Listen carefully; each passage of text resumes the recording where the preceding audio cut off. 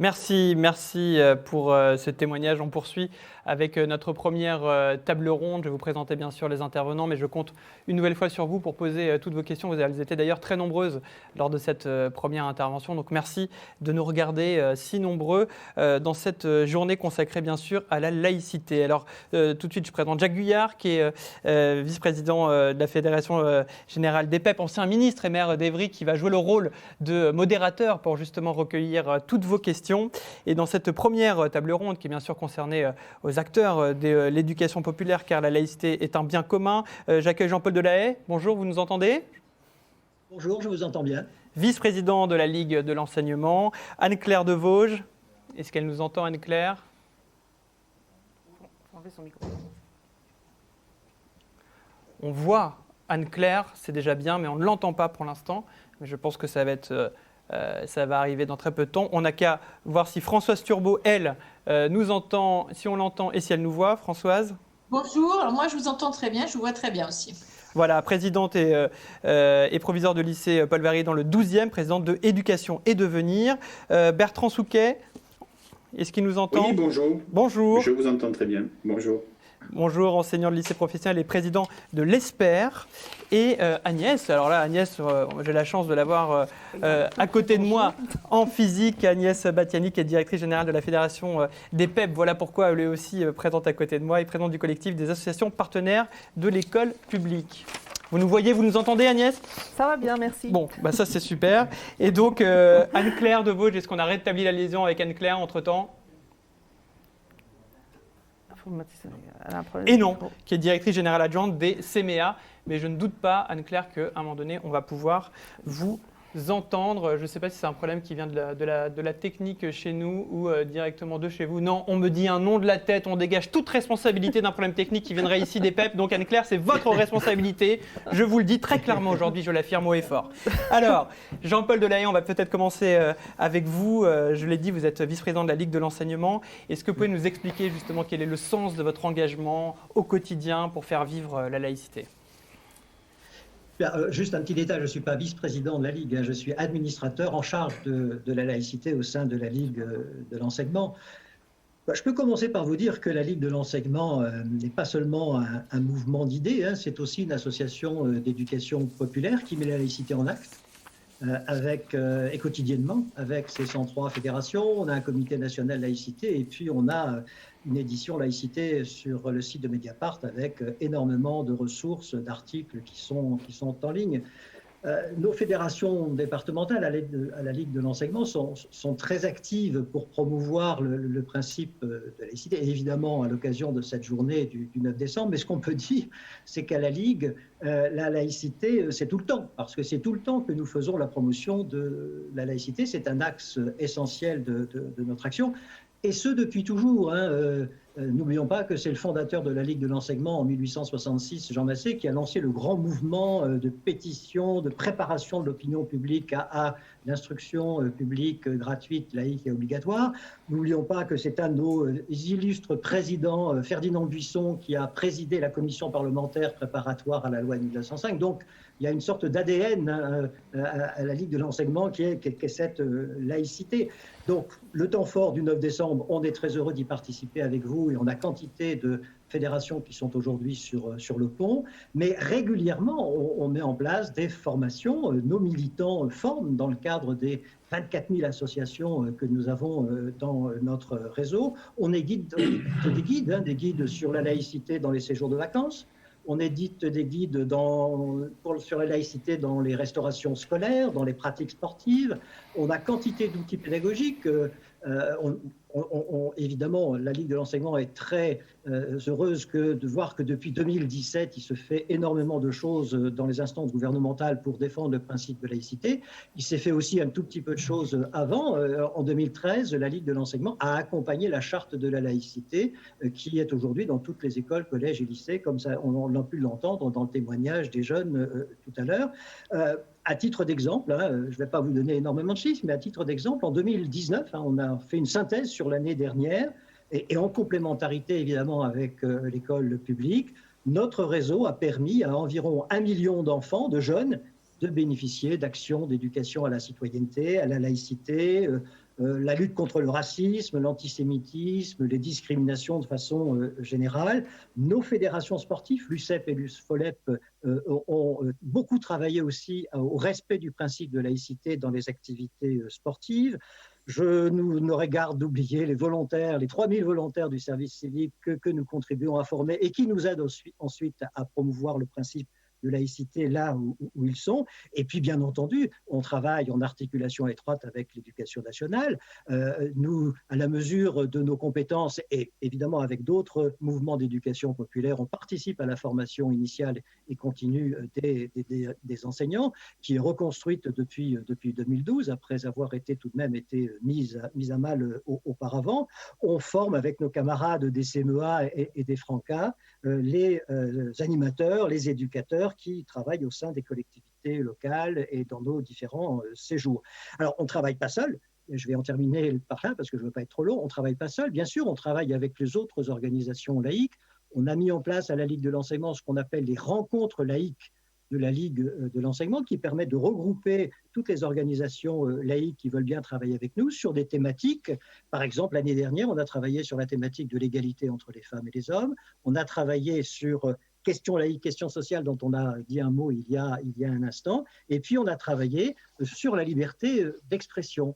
Et c'est parce que la Ligue de l'enseignement a effectué depuis de très nombreuses années un gros travail sur la liberté d'expression, sans doute unique au sein du mouvement laïque.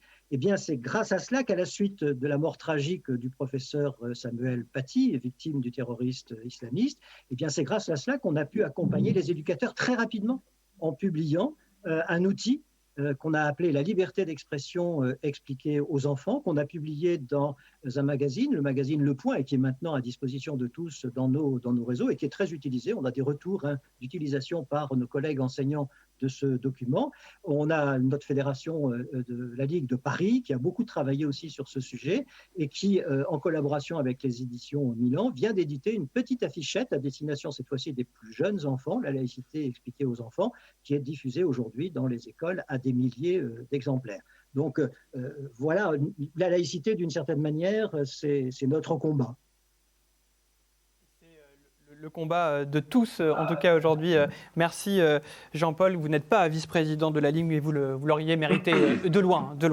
Anne-Claire Deveau, justement, puisqu'on parle de liberté d'expression au sein des CMEA, vous avez des activités bien sûr et des engagements culturels, mais aussi d'éducation aux médias où la liberté d'expression est bien sûr au cœur de vos missions. Si jamais là vous arrivez à nous entendre, eh bien est-ce que vous pouvez nous parler, parce que ce serait quand même dommage que lorsqu'on évoque la liberté d'expression, vous soyez censuré par les réseaux et par le numérique. Ah, mais c'est formidable. Ça s'appelle la France. Bonjour à tous et toutes. Donc Anne-Claire Devauge des CMEA. Voilà, en lien un petit peu avec ce que vient de dire Jean-Paul Delahaye, peut-être effectivement, on avait avant 2015, je pense qu'au CMEA, je parle de ma place, on avait un petit peu un étendard. La laïcité, c'est dans notre projet, c'est dans nos discours, c'est dans nos statuts. Voilà, et puis ça nous a quand même réveillés en 2015.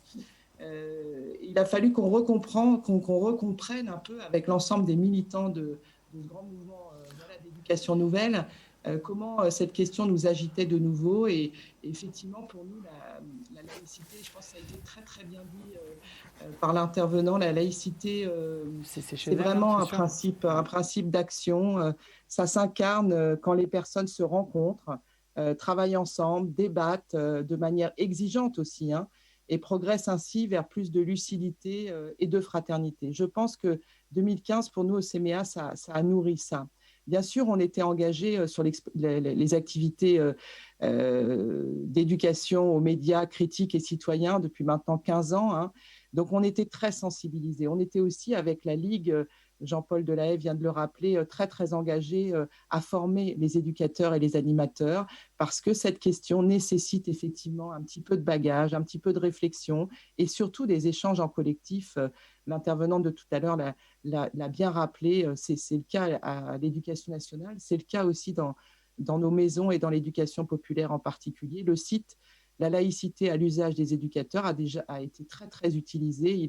Il a souligné un certain nombre d'illustrations concrètes et je crois que ça, c'est vraiment aussi très, très utile pour aborder ce sujet quand on est animateur, quand on est enseignant, quand on est éducateur. Et parents aussi, hein. Parce que nos valeurs républicaines ont été un petit peu attaquées. Du coup, on s'est quand même vraiment remobilisé, remis au travail dans des actions directes. Et effectivement, on est pris à partie par aussi les publics que nous accueillons. Et ça, c'est très utile dans les terrains d'application, dans les formations d'animateurs.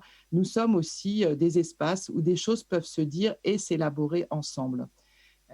Elles émergent donc, ces valeurs, dans des échanges, hein, dans des échanges qui doivent être, je souhaite le rappeler vraiment, parce que je me rends compte au quotidien dans l'accompagnement des permanents et des permanentes, des militants des CMEA, dans des échanges qui doivent être préparés, qui nécessitent aussi d'être un peu articulés, régulés. Donc, on doit aussi former au débat d'expression libre, parce que l'expression qu'on accueille dans nos situations doit bien sûr être accueillie, mais aussi être élaborée collectivement. Je crois que ça, c'est très important.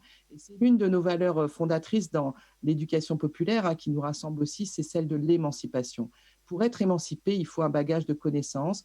Pour être émancipé, il faut contextualiser les choses d'une manière essentielle. Et le fait aussi que nous intervenions au CMEA sur le travail social, la santé mentale, nous a permis aussi de regarder avec ce pas de côté cette dimension laïque. Donc, ces valeurs, elles émergent dans des échanges exigeants, préparés, régulés, nourris par les adultes, des échanges et des débats qui nécessitent donc la formation des éducateurs populaires. Pour un mouvement pédagogique comme les CMEA, inscrit en complémentarité, bien sûr, avec le ministère de l'Éducation nationale, de la jeunesse, c'est aussi donc s'inscrire dans une production pédagogique. Et là, je vous cite une production pédagogique qui est la médiathèque éducative des CMEA, Yaka Media, hein, et nous avons donc récemment publié donc justement un bouquet de ressources pour préparer, pour animer, pour comprendre. C'est les 3 chapitres, on va dire, de notre entrée sur la laïcité. Comprendre, appliquer le principe de la laïcité, ça ne s'improvise pas, autrement dit, et ça nécessite aussi un certain nombre de ressources pédagogiques. Nous l'avons fait aussi dans le cadre d'un MOOC laïcité, avec la Ligue encore, avec les Francas, parce que ça nous paraissait aussi très utile, avec la Sorbonne aussi, d'alimenter cette réflexion dans un public plus large. Et nous avons dû gérer dans les chats de ce MOOC un certain nombre de réactions de nos propres militants au CMEA.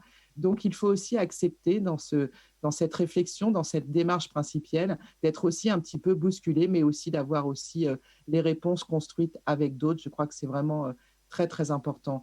Le MOOC laïcité et puis aussi, bien sûr, le programme national avec l'ANCT sur valeurs de la République et laïcité, hein, qui est inscrit et qui forme un certain nombre de personnes. Il s'est beaucoup démultiplié dans des dimensions qui sont bien intéressantes à regarder aussi, qui sont celles de croiser les regards dans des logiques interdisciplinaires et puis aussi interinstitutionnelles, parce que nous ne sommes pas tous placés au même endroit. En tant qu'association d'éducation populaire, se former, travailler ces questions avec des enseignants, avec des cadres des collectivités locales, avec des animateurs en situation, c'est vraiment très, très utile, effectivement, pour dépasser ses propres représentations et ses propres clivages. Donc, pour nous, à l'interne, c'est vraiment très, très important de continuer aussi à mailler, à inscrire ces principes de laïcité dans des actions. Alors, bien sûr, je peux vous parler, par exemple, de l'espace TAMO, qui est un espace qui accueille des jeunes dans une trajectoire de migration et qui ouvre un espace inconditionnel, un accueil inconditionnel de ces jeunes. Ces jeunes sont accueillis dans des chantiers culturels à Avignon, par exemple. Et nous considérons effectivement, à travers cette mise en œuvre, que c'est aussi, dans un espace comme ça de chantier culturel, une dimension très, très active de notre projet, qui s'inscrit aussi dans des logiques de vie quotidienne et de vie collective. La dimension, par exemple, de l'alimentation, qui a donné lieu chez nous à une semaine d'études il y a 18 mois, a permis effectivement de regarder la question de la laïcité à travers aussi la dimension d'alimentation dans les centres de vacances, dans les centres de loisirs, mais aussi à l'école. Parce qu'effectivement, quoi qu'on touche, on va dire, sur l'angle pédagogique, éducatif, cette dimension est présente, elle est transversale à bien des réalités. Ça veut dire que ça nous fait travailler sur les questions de genre, ça nous fait travailler sur les questions d'inclusion, ça nous fait travailler sur la dimension d'accueillir la différence, ça nous fait travailler sur la question de la culture de l'autre et de la diversité culturelle et du respect aussi. de la diversité culturelle. Ça nous fait travailler la dimension des discriminations. Donc, c'est vraiment intéressant de se situer dans un rapport au monde où, effectivement, nous ouvrons un certain nombre d'espaces de réflexion, de formation, d'action.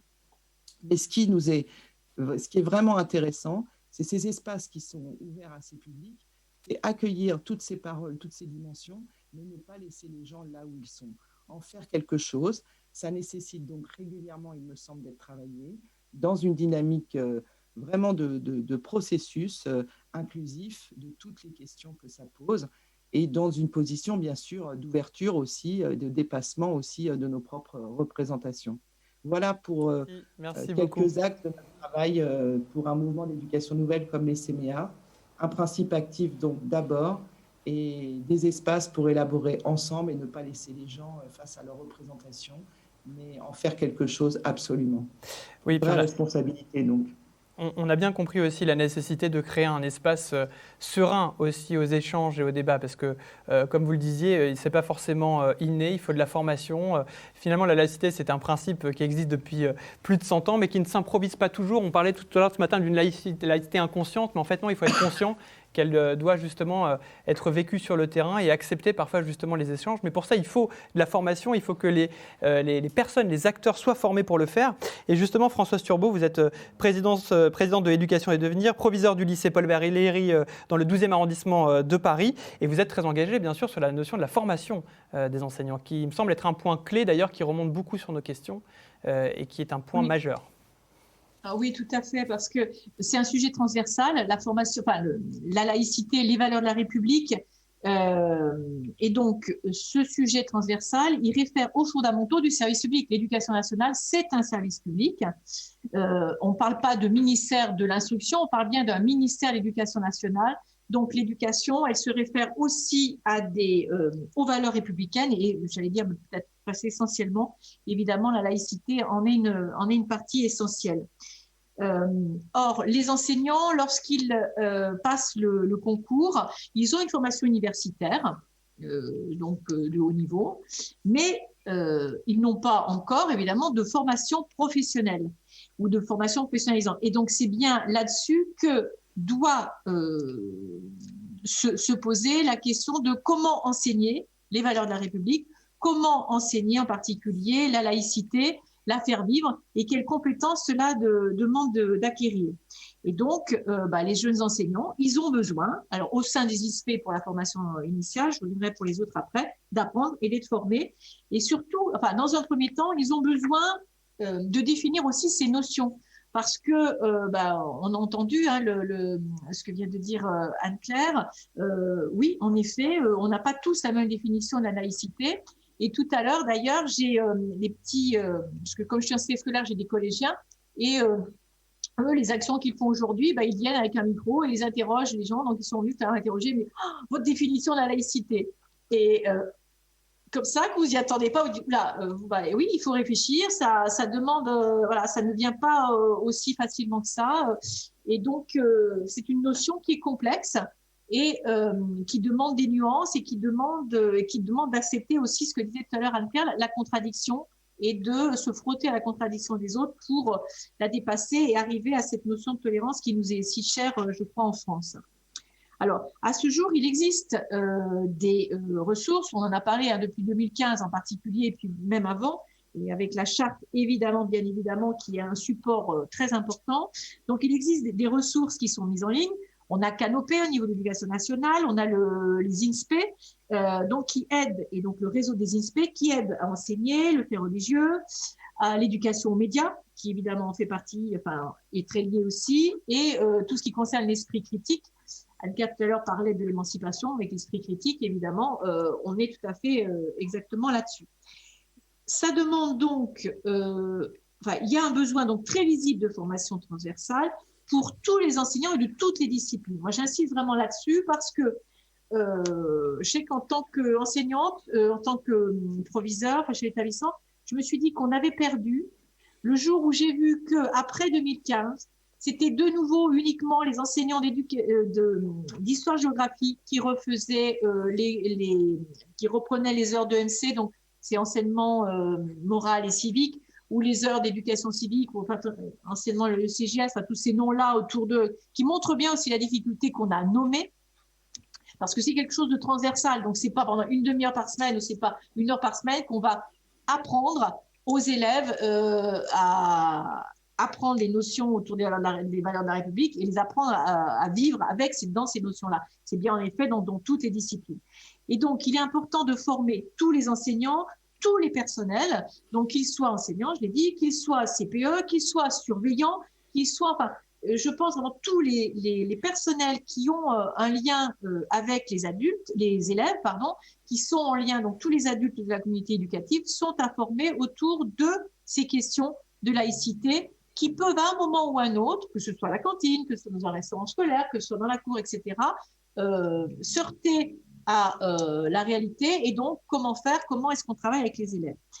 De la même façon, je parlais tout à l'heure de la formation initiale pour les enseignants qui passent les concours, mais on a de plus en plus d'enseignants qui rentrent par, entre guillemets, la petite porte, c'est-à-dire des contractuels qui viennent dans l'éducation nationale en deuxième carrière et qui, de ce fait, ont certainement à un moment eu une formation universitaire, certes, bien sûr, mais qui n'ont pas la formation professionnelle dont on a besoin pour faire partie de l'éducation nationale et donc enseigner encore une fois ces valeurs républicaines.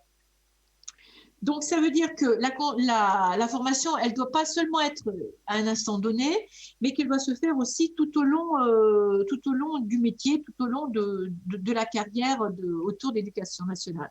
Et j'ai lu, il n'y a pas très longtemps, un article justement au niveau du réseau des INSPE qui souhaite même, et je trouve ça vraiment très intéressant, la mise en place d'une attestation de niveau de compétence acquise sur l'enseignement de la laïcité. Donc, qui serait donnée par les INSPE, qui correspondrait à une formation et qui montrerait que les enseignants, l'enseignant, le CPE, enfin, etc., tous les éducateurs qui passent par les INSPE, à un moment, on atteste qu'ils ont acquis ce niveau de compétence pour l'enseignement de la laïcité ou des valeurs de la République. Et donc, je crois que c'est en particulier c'est dans la formation que les associations d'éducation populaire ont un rôle important à jouer. Parce que les associations d'éducation populaire, on l'a vu à travers ce que nous a dit Jean-Paul, on a vu à travers ce que a dit Anne-Claire, on le voit à travers toute votre journée, toute entière. Vous êtes des praticiens d'expérience quant à l'éducation à ces valeurs de la République, à l'éducation à cette émancipation que l'éducation nationale aussi appelle de ses voeux. Et donc, c'est pour ça que nous avons besoin, je crois, de votre expertise pour permettre aux jeunes enseignants, aux nouveaux enseignants, aux nouveaux CPE, nouveaux surveillants, de partager votre expérience pour permettre justement d'acquérir ces compétences-là. Et au-delà des événements sinistres, parce que oui, il y a eu tout ce qui concerne Charlie, il y a eu tout ce qui concerne Bataclan, il y a eu ce qui concerne l'assassinat horrible de Samuel Paty, mais il faut qu'on soit toujours en éveil. On ne peut pas se contenter d'être en éveil ponctuellement. Et vraiment, pour moi, c'est un sujet de fond et qui doit s'inscrire d'une façon pérenne dans la formation de tous les personnels éducatifs. Merci beaucoup Françoise Turbo. On aura bien compris cette notion de formation permanente, d'éveil permanent en fait, que ça ne doit pas être juste le lot d'une action conjoncturelle liée d'ailleurs parfois en résonance à des drames qu'on espère le moins fréquents possible, mais que ça doit bien sûr être une action de tous les jours et tout le temps et à différents d'ailleurs niveaux de la carrière, quand on démarre ou même quand on passe des paliers. Juste avant de donner la parole à Bertrand Souquet qui est évidemment lui aussi engagé sur la question de la formation, je crois que Jacques avait une question qui rebondissait sur nos débats. Tout à fait, parce que sur les dernières interventions, il y a une demande forte sur la participation des associations à la formation des enseignants. Les collègues qui appellent constatent qu'ils n'arrivent pas à participer à la formation dans les INSPE. Alors qu'ils ont produit des outils, alors qu'ils ont plein d'actions, ils n'arrivent pas à apporter cette compétence acquise aux enseignants dont on voit le témoignage qu'ils en auraient bien besoin. D'accord, donc le désir est là, mais la faisabilité et la mise en application de ce désir peut être complexe. Bertrand Souquet, vous êtes enseignant de lycée professionnel, président de l'ESPER et vice-président, j'espère, de la MGEN, parce que je me trompe souvent maintenant entre vice-président et président, mais on est tous quelque part un peu des présidents aujourd'hui, des ambassadeurs de la laïcité. Est-ce que vous avez, par rapport à la question qui vient d'être posée, peut-être en préambule, est-ce que vous avez une réaction ? Alors, en préambule, juste, je ne suis pas vice-président de la MGE, voilà. je suis délégué national. Et bien voilà. sûr. Mais vous remarquez que j'upgrade tout le monde, moi. Je ne suis pas dans une logique quand même d'infériorité. Je pousse tout le monde vers le haut. Hein. Voilà. C'est très bien, d'ailleurs. Je crois que c'est ça. Il faut tirer tout le monde vers les hauts, et notamment les plus jeunes. Oui, c'est compliqué. C'est compliqué d'intégrer les formations parce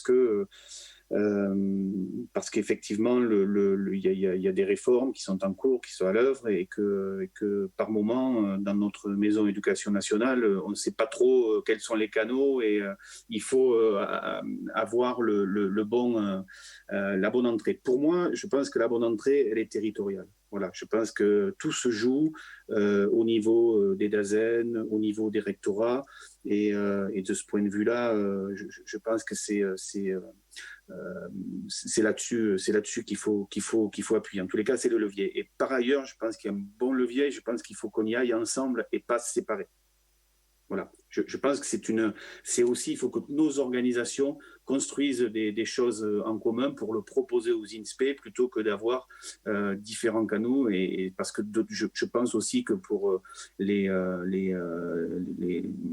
cadres de l'éducation nationale, je pense que de temps en temps, ça peut paraître, ça peut paraître un peu compliqué et on a besoin de synergie. Voilà. Merci beaucoup Bertrand. Finir ce tour de table avec la présentation de Agnès, qui est donc présidente de la République française. Voilà, je l'upgrade également, puisqu'il n'y a pas de raison que je la présente seulement comme directrice générale de la Fédération générale des PEP, qui se positionne bien sûr en termes d'action et de réflexion sur l'engagement des associations partenaires à l'échelle des territoires. Agnès. Oui, merci pour déjà toutes les interventions qui ont eu lieu, qui vont sans doute faire écho avec la mienne. Je crois que la question de la laïcité aujourd'hui, et on l'a bien posée dans cette table ronde, c'est bien la question de tous les acteurs de l'éducation.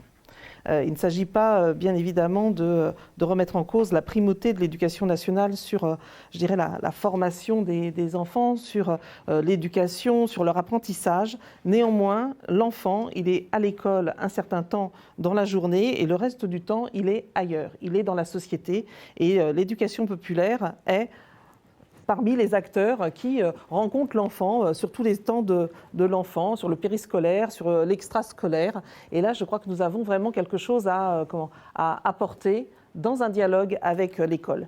Il me semble que l'école, très, très longtemps, et par sa structuration, et je crois que ça a été exprimé tout à l'heure, est assez isolée, fermée sur ces questions. Et donc, je pense que pour nos associations d'éducation populaire, pour nos associations également de l'économie sociale et solidaire, il y a vraiment un vrai enjeu aujourd'hui, si on veut vraiment travailler sur les questions de laïcité, c'est qu'il y ait une approche territoriale, collective, sur cette question de la laïcité. C'est difficile. L'approche collective et territoriale avec l'école, avec l'éducation nationale, avec les associations complémentaires de l'école, ne serait-ce que cela, c'est pas facile à mettre en place aujourd'hui.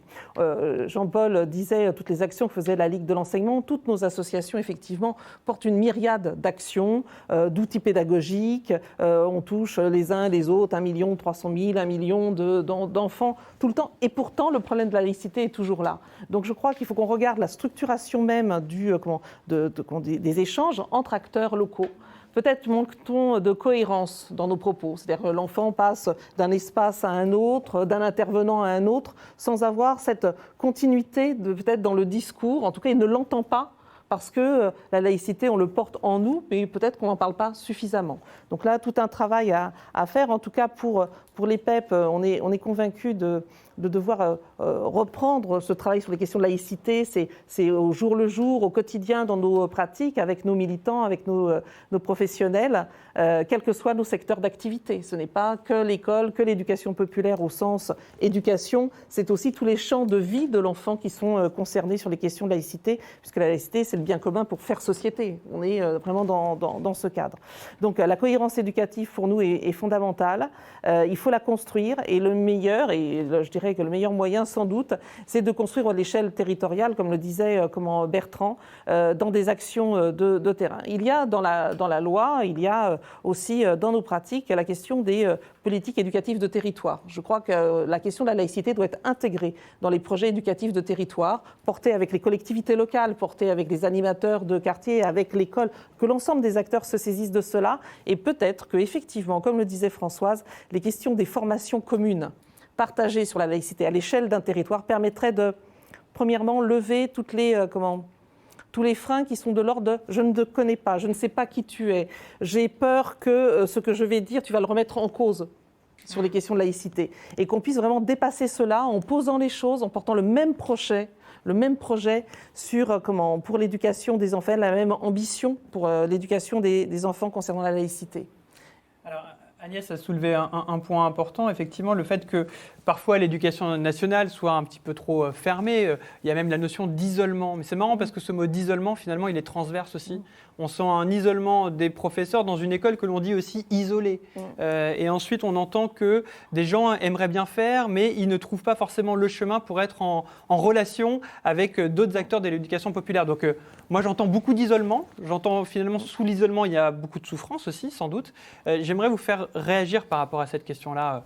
Le premier qui veut, ou la première qui veut prendre la parole, n'hésitez pas. Oui, Françoise, qui lève la main. On est bien à l'école. Des visios, ça devient une seconde nature. Oui, non, je crois que ça dépend en fait des territoires justement, et c'est vrai que Agnès a vraiment raison d'insister là-dessus. Les associations d'éducation populaire sont ancrées dans un territoire. Et un territoire, il a des ressources. Et donc, il est important, lorsqu'on est dans un établissement scolaire, de se tourner vers les ressources qui sont tout autour de nous. Et je crois que ça dépend, donc pour répondre à la question de l'isolement, ça dépend justement des territoires, et que parce que nous faisons partie les uns et les autres du CAP, du collectif des associations pour l'école.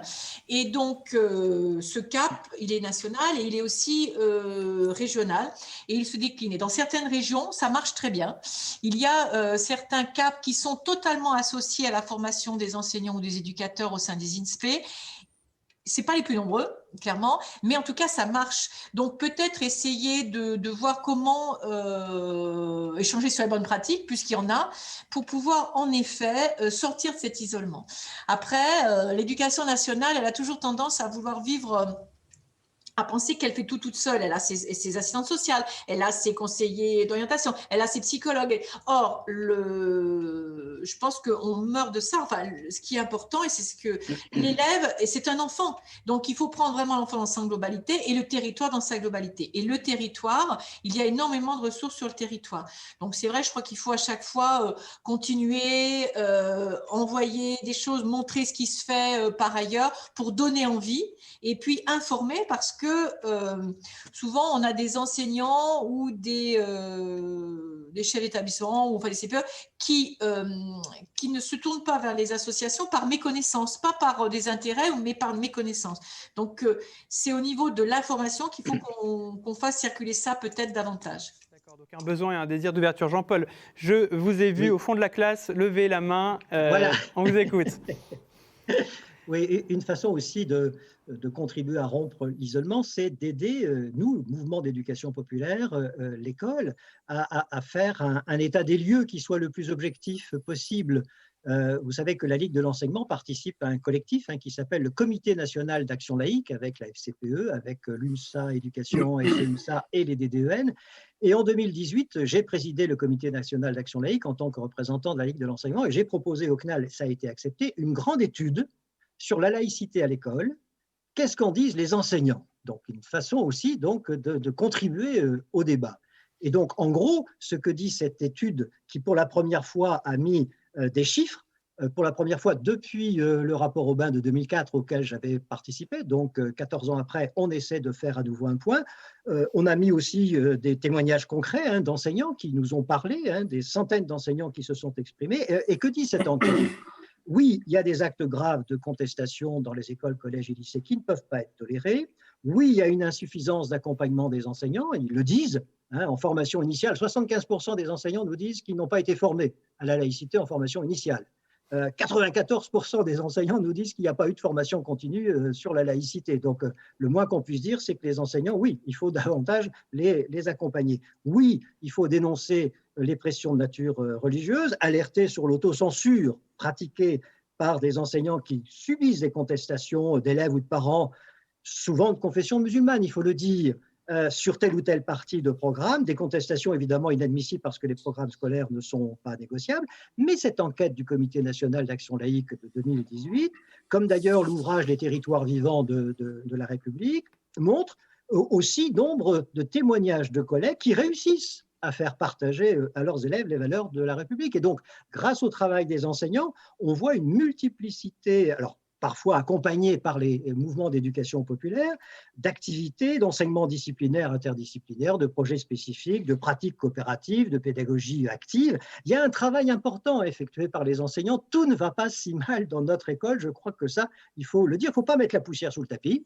Il ne faut pas non plus dire que tout va mal. D'ailleurs, il est important de préciser, ça a été dit par l'enseignant qui est intervenu tout à l'heure, que les jeunes doivent être en activité pour vivre la laïcité. La laïcité, ça ne s'enseigne pas. Il l'a dit comme un catéchisme, et je reprends volontiers son propos. Il serait d'ailleurs pour le moins paradoxal qu'une liberté, car la laïcité, c'est d'abord une liberté, s'enseigne au moyen d'un discours uniquement descendant. La laïcité s'enseigne, certes, bien sûr, mais elle se pratique autant qu'elle s'enseigne. Et donc, évidemment, à l'école, mais dans les centres de loisirs, dans les différentes activités que nous organisons, nous, les mouvements d'éducation populaire, les jeunes vivent en permanence des situations qui mettent en jeu leur liberté d'action, des situations qui permettent d'élucider avec eux la difficulté et les enjeux de leur relation aux autres, des situations qui permettent de distinguer savoir et croyance, et ça, à l'école, évidemment, c'est au cœur des enjeux.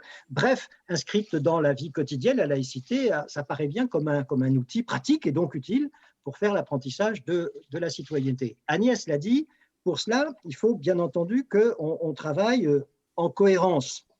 Oui, il faut travailler en cohérence. En gros, il n'y a pas 50 enjeux.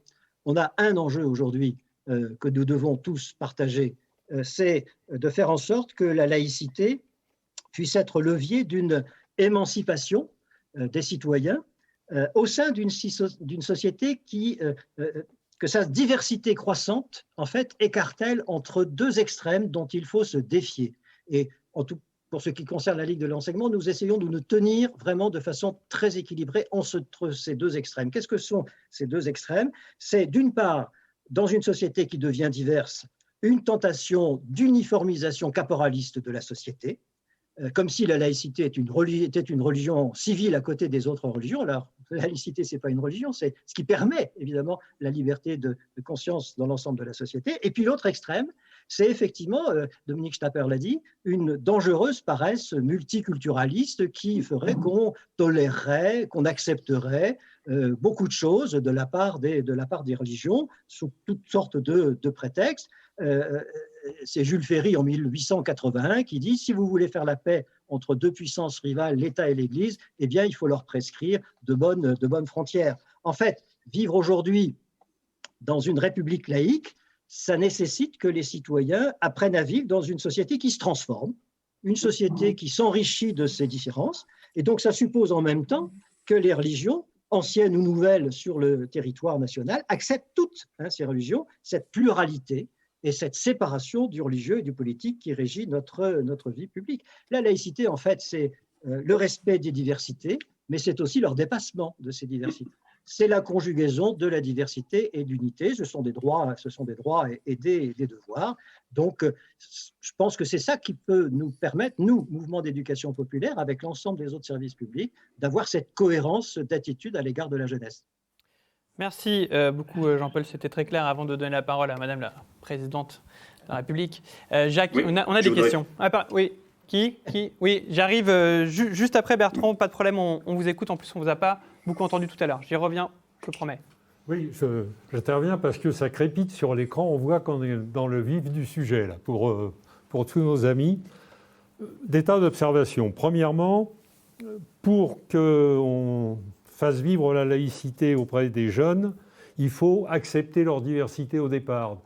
Histoire de la colonisation, discrimination dans les quartiers, acceptation des diversités culturelles.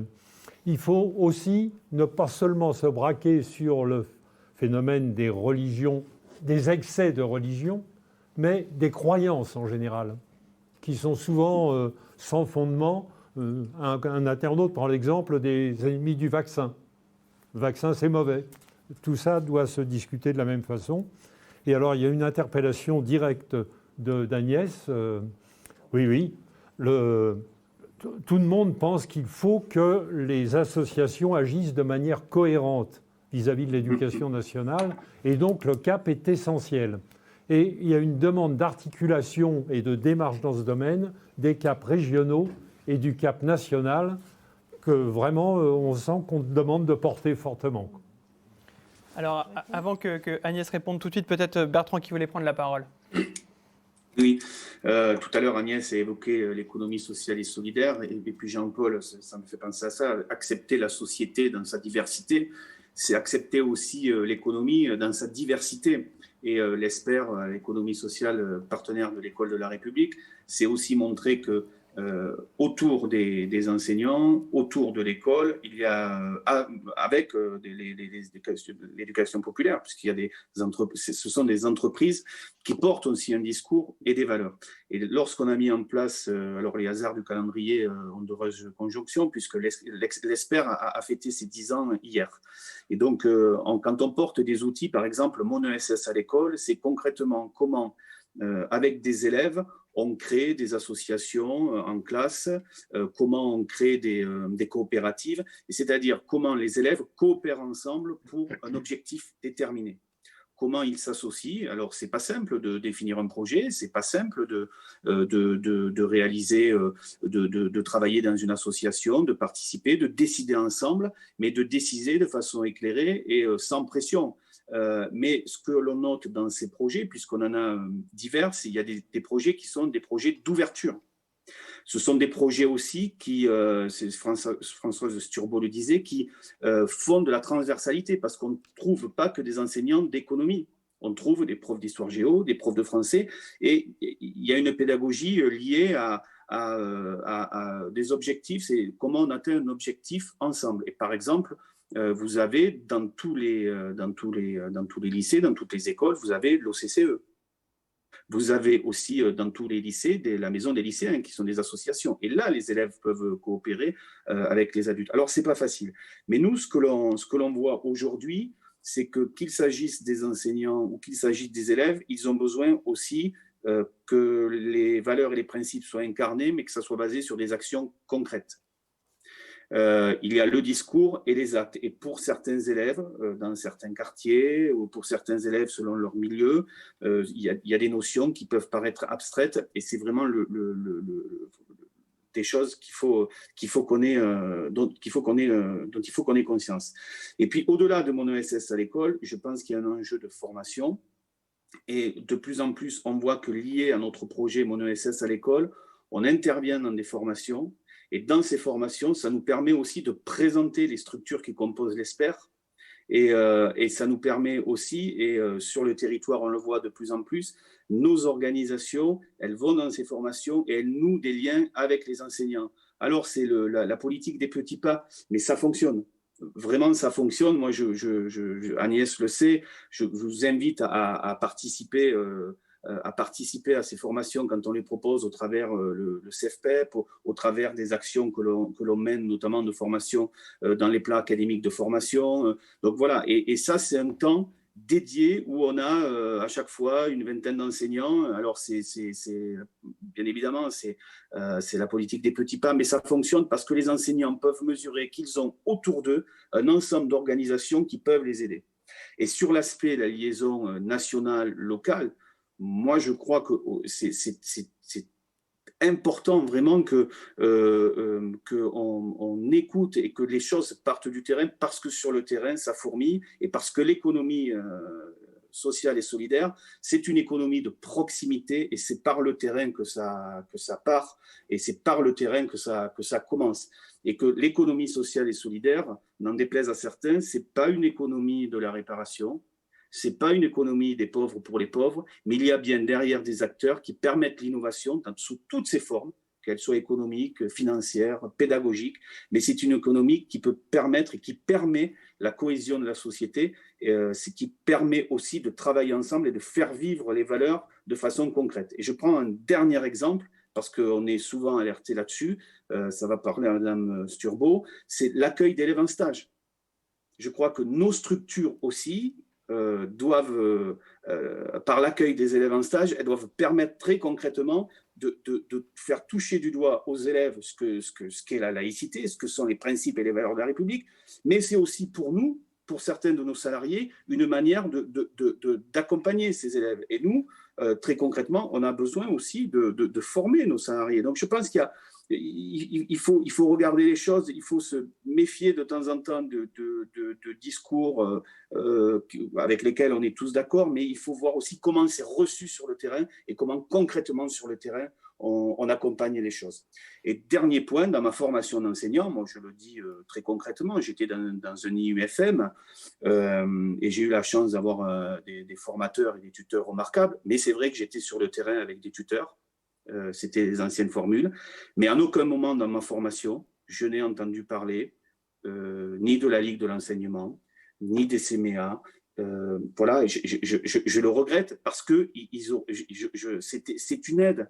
Et pourtant, et j'en ai entendu parler qu'après, mais après, dans ma pédagogie, je me suis appuyé sur ces structures. Mais je pense que dès l'entrée en SP, ou je ne sais pas, mais il faut vraiment qu'on ait ce travail-là, et avant que ça réussisse, peut-être que très concrètement, toucher d'abord celles et ceux qui sont au contact des élèves, ce sont les enseignants, parce que nos organisations peuvent les aider et leur offrir des outils.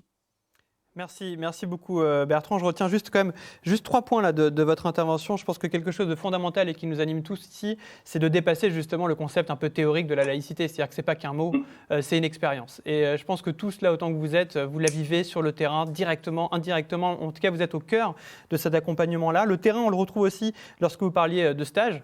La nécessité de stage, c'est la nécessité d'être auprès en fait, du terrain, de savoir véritablement qu'est-ce qui se passe. Et ça permettrait sans doute d'éliminer quelques discriminations, quelques croyances, de mauvaises croyances, des clichés. Enfin bref, quand on est sur le terrain, on le sait très bien. Et là, je rejoins mon métier de journaliste. On est au cœur de l'information et on n'est pas de ce qu'on en pense ou de ce que les autres pensent de l'information. Donc là, c'est un retour très concret. Vous parlez de coopération avec les élèves et ça me paraît aussi assez fondamental pour briser justement le piège du côté descendant qu'on peut imaginer avec la laïcité. Vous en parliez tout à l'heure, cette idée que ça ne doit pas être perçu comme une religion, c'est-à-dire un message dogmatique qu'on doit accepter. Dans la coopération, c'est s'approprier aussi les termes, l'usage et le faire vivre ensemble. Donc là, je pense que la coopération, ça doit être encore plus motivé et nourri. Et puis, vous le dites encore tous, le manque de communication, en fait, j'ai l'impression, entre justement toutes ces offres qui sont disponibles, qui existent, et puis on nous dit on n'a pas l'information. Mais vous savez, c'est un peu comme les élèves qui ont dit ah bah moi j'ai pas trouvé la réponse à la question qui m'a été posée. Bah oui, mais est-ce que tu as cherché ? Bah oui, mais comment on va à l'information ? Donc alors, je ne sais pas où est le problème, si c'est le problème, c'est un problème d'accès à l'information, ou si c'est l'information qui ne vient pas assez au niveau de l'école. En tout cas, clairement, en vous écoutant tous les uns et l'autre, il y a un vrai problème de communication. Jacques, question et de temps, qui regarde sa montre, Jacques, évidemment, le temps presse. Oui. Et Agnès, bien sûr, va répondre tout de suite après. Parce que ça réagit toujours fort. Mais oui. Très fort. Et ce que tu disais, François, le besoin d'une vision globale qui associe tous les acteurs sociaux. Là, j'ai la demande, mais il faut que la prévention spécialisée soit associée à ces formations. Il faut que les parents soient mis dans le coup. Il faut intervenir dans la formation des travailleurs sociaux qui sont très concernés par la laïcité et absolument pas préparés non plus. Et tout cela nourrit. Alors j'ai des nostalgies. La Normandie qui me dit pendant 5 ans, on a formé pendant 3 semaines dans les IUFM à l'époque. Et puis c'est fini, c'est tombé depuis 15 ans. Donc il y a une demande énorme et on sent une mobilisation. Donc Agnès. tu y réponds. Oui. C'est simple. Non, je crois que déjà le premier travail que nous avons mené aussi depuis une dizaine d'années avec les différentes associations qui sont d'ailleurs aujourd'hui dans la table ronde, de manière générale, c'est de se dire qu'il faut qu'on crée un collectif d'associations partenaires de l'école pour affirmer justement ce partenariat-là. Faire des propositions, affirmer notre rôle de partenaire. Et souvent, et on a une difficulté sur le terrain, souvent on fait appel à nous pour rendre un service sur une petite partie d'activité à réaliser, alors que le problème, il faut faire ces actions qui concourent au service public, etc. Mais en même temps, il faut être un partenaire, c'est-à-dire partager quelque chose et être, dans une relation où chacun a son rôle, chacun a ses devoirs, chacun a ses savoirs, mais il faut qu'ensemble, on fasse quelque chose d'éducatif, qu'on produise de l'éducation ensemble à l'échelle des territoires. Donc c'est finalement l'objet du CAP, du collectif des associations partenaires de l'école, que nous puissions échanger entre nous, mais que nous puissions aussi auprès du gouvernement, du ministère de l'Éducation nationale, porter effectivement un certain nombre de propositions, un certain nombre de réflexions qui sont les nôtres. On en a fait part tout à l'heure avec Françoise sur la question des formations. Moi, j'ajouterais quand même que les INSPE, au démarrage, lorsqu'elles ont été créées, le E, ce n'était pas que pour enseignants, c'était pour les éducateurs. Et les animateurs, les acteurs de terrain que nous sommes, sont aussi à être effectivement formés, et on rêve d'une formation un petit peu globale pour l'ensemble des acteurs. Et quand tu disais tout de suite par rapport aux internautes, la question de la protection judiciaire de la jeunesse, le travail social, tous les secteurs, le secteur social et médico-social dont on parlera cet après-midi, est concerné. Toute personne qui concourt à l'éducation des enfants, qui concourt finalement aussi à la transmission du savoir vivre en société ensemble, à la laïcité, en se servant du principe de laïcité pour le faire comprendre de manière concrète, devrait avoir les mêmes formations. Et en tout cas, nous sommes au niveau du CAP vraiment dans une attente de pouvoir partager. On a construit une convention avec le collectif des INSPE pendant quelques années, et puis c'est vrai, on a été peu sollicité, parfois sur le terrain, comme le disait Françoise, mais finalement assez peu. Et nos collègues sur le terrain, qui faisaient référence, nos Normands, qui évoquaient qu'avant ça pouvait se faire, etc. C'est vrai, il y a des créneaux. Alors, quelques années, on fait, puis après, il n'y a plus. On fait des actions, et il y a un manque de continuité. Je pense que là aussi, s'il y a une demande à faire sur la question de laïcité, on ne peut aborder ces questions d'éducation et de la question des valeurs de la République que dans la durée. Et là, je crois que le partenariat avec l'Éducation nationale, avec l'ensemble des ministères, parce que ce n'est pas que l'Éducation nationale, je pense qu'à la police, je pense à d'autres services publics qui doivent être mobilisés aux côtés de l'école, avec l'école. Et là, ça nous a amené au niveau de nos partenaires à réfléchir sur la notion de complémentarité. C'est quoi la complémentarité aujourd'hui ? Il faudrait qu'on arrive à la redéfinir pour vraiment comment l'incarner. Et ça, à l'échelle nationale et à l'échelle académique, régionale, selon les politiques publiques. Je pense que ça, c'est un vrai enjeu qui est encore devant nous et qui n'est pas le plus simple. Au niveau du CAP, les collectifs locaux sont constitués en fait de nos organisations nationales qui, au niveau local, échangent et essayent de porter effectivement ce même discours que je viens de dire tout de suite. Sans doute souffre-t-on au niveau des CAP académiques ce sont les mêmes acteurs. Donc, au bout d'un moment, je pense qu'il y a une fatigue. Il faut que nous, au niveau national, on arrive à animer plus fortement et qu'on puisse effectivement coordonner mieux les actions. Mais c'est l'enjeu de l'année, puisqu'on a fait une feuille de route collectivement sur ces questions-là, que ce soit sur la formation, que ce soit les projets éducatifs de territoire, sur les questions de laïcité à remettre en débat et à promouvoir. Ce sont les axes de travail pour l'année, pour le CAP. Merci Agnès de nous avoir éclairé justement sur ce CAP, le CAP qui reste à définir avec beaucoup de continuité justement qui est attendue. Anne-Claire, je vous ai vu. Vous voulez reprendre la parole et maintenant on vous écoute. Oui, je voulais juste, il me semble que moi je partage ce que vient de dire Agnès, Jean-Paul. Je pense qu'on a un instrument reconnu vraiment dans la complémentarité avec l'école qui est le CAP, et je pense que c'est un des leviers. Bon, je me rajoute parce que je suis aussi co-présidente, vice-présidente du CNAGEP. Non, vous êtes présidente, Anne-Claire, on l'a dit, on upgrade toutes les fonctions. Je suis vice-présidente du CNAGEP, donc je trouve que les questions, par exemple, ramenées par la salle là, sur le travail social, le médico-éducatif, le partenariat que nous pouvons avoir comme ça avec d'autres cercles vraiment très, très utiles et importants. Donc, CAP et CNAGEP aussi, je pense que là, il y a des sphères vraiment différentes, on va dire, de complémentarité et d'interaction sur cette question. Il me semble qu'on ramène souvent le levier du projet de coopération, soit à l'intérieur des espaces éducatifs, soit en lien entre nous, en coopération entre nous. La formation, qui est effectivement un des leviers très, très sensibles de cette question. Et moi, je me dis, on pourrait rajouter quand même à notre mécano qu'aujourd'hui se développe depuis maintenant 4 ans le plan Valeurs de la République et laïcité qui produit des effets plutôt pertinents, intéressants, et notamment dans le pluriel des présences, des métiers, des personnes et des sphères d'intervention. Pourquoi n'y rajouterions pas les enseignants? Enfin, je trouve qu'il y a sur cette question un réel intérêt à être dans des sphères collectives et plurielles. Et la troisième chose que je voulais rajouter aussi, c'est que vous avez vu la rentrée de novembre, là, après l'attentat de Samuel Paty, ces enseignants sidérés, ces enseignants qui étaient dans l'incapacité A. Moi, je le repère aussi du côté de certaines structures politiques de la ville, mais je le repère aussi en milieu rural, avec des personnes qui ne savent pas faire avec cette question et qui sont en urgence, parce que la minute de silence, comment la faire respecter? Parce que elle surgit comme ça à un moment donné, à un instant T de l'accueil collectif du mineur, où elle surgit dans une relation parent. Il y avait dans le site la laïcité à l'usage des éducateurs qu'il faudrait rénover, il me semble, sur cette partie-là, une dimension, vous voyez, de chat, une dimension d'urgence possible de poser sa question quelque part. Il me semble que cet espace-là, cet espace lié à une situation particulière, à une urgence particulière, pourrait aussi être organisé par le CAP sur le plan territorial, parce que la force de l'ensemble de nos associations, c'est d'être présent sur un certain nombre de territoires, très très en proximité des communautés scolaires. Et je trouve que cette dimension d'alerte sur une situation par des personnes, qu'elles soient enseignantes, animateurs, infirmières, je pense que ça, nous n'y répondons pas suffisamment bien. Où est-ce qu'on peut poser sa question quand elle est sensible, urgente, quand on est un éducateur sur le terrain, qu'on est effectivement isolé? Donc je souhaitais la parole juste pour dire ça tout à l'heure à la question de l'isolement. Je pense que c'est une vraie question, et elle nous remonte aussi beaucoup du côté du médico-éducatif, du côté de l'aide sociale à l'enfance, du côté... Il y a d'autres champs qui sont intéressés, mais aussi du côté des parents.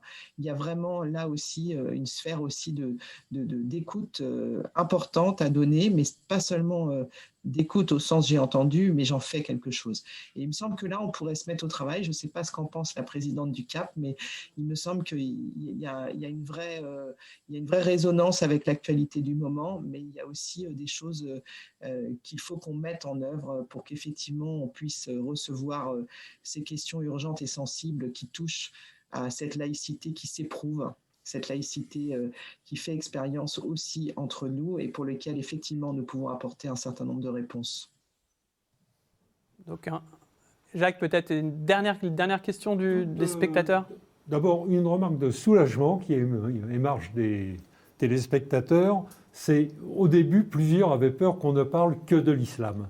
Ouais. Clairement, nous avons parlé des croyances qui n'acceptent pas la discussion rationnelle. Ça a rassuré un peu nos amis. Et la deuxième, c'est la dernière intervention là, qui me paraît conclure pas mal de choses. On veut être partenaire et pas seulement prestataire. On veut participer. Ah. Et Jean-Paul veut participer aussi. Oui, parce que dans son intervention précédente, Jacques disait qu'il faut avoir une vision globale. Il me semble qu'avoir cette vision globale nécessite de reposer la question sociale.